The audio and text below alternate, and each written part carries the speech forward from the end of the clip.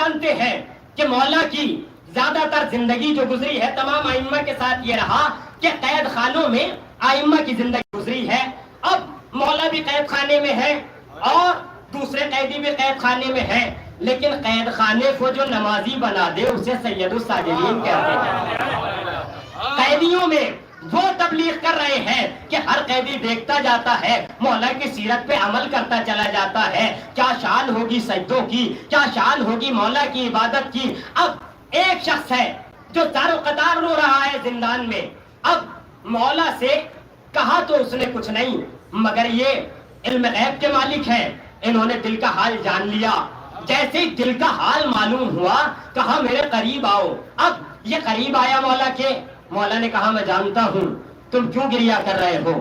کہا آقا اگر جانتے ہیں تو پھر میرا وہ کام پورا ہو جائے تو میں آپ کا شکر گزار ہوں گا, لیکن پہچانتا نہیں تھا کہ یہ نبی کا جانشین ہے, پہچانتا نہیں تھا کہ یہ علی کا پوتا ہے, پہچانتا نہیں تھا یہ سید الساجدین ہے, پہچانتا نہیں تھا کہ یہ زین العابدین ہے. ایک مرتبہ کہتا ہے اگر آپ کے بس میں ہو آپ پورا کر دیں تو پھر کیا ہی اچھا ہوگا.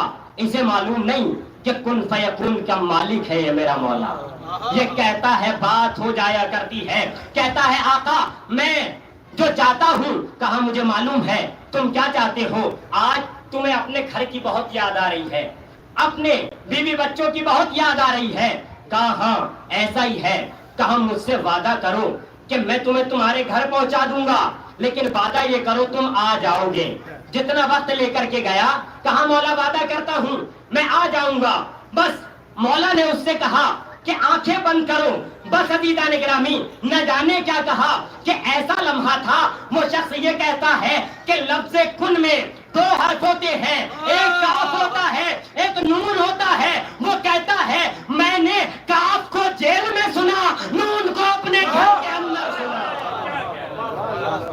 کہا مولا نے جیسے ہی کن کہا, لفظ کن کو کاف کو زندان میں سنا, نون کو اپنے گھر میں بیٹھ کے سنا.